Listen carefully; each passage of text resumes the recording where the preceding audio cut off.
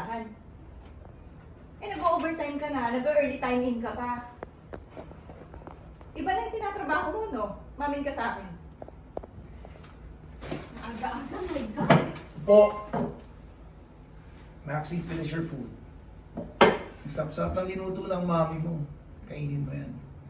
At sana tikman din ng mami mo para matikom naman yung bibig niya.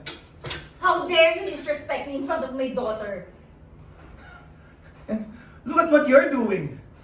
Pointing your finger at me early in the morning. Kaya lumalaki tong anak natin na iniisip ako lagi may kasalanan. Dahil ako lagi mo tinuturo. Yan ang superpower mo. Turo ka ng turo. Mahilig ka magturo sa mga taong tingin mo nagpapamisarable sa'yo. Kasi ikaw si Little Miss Perfect. Ni minsan di mo naisip ituro yan sa sarili mo. Kaya di naman ako may madamay sa pagkamisarable mo. Yan! Yan ang problema natin eh. I am so perfect, but you make me feel so goddamn inadequate! Well, that's your problem. That's not my problem. Papasok na ako. Sige! Yan na ba solusyon mo sa lahat ng problema natin? Why don't you spend some quality time with your family instead of going to your woman? Kala mo hindi ko alam na may iba ka nang tinatrabaho? Quality time? Kanino ako mag-spend ng quality time? Sa'yo?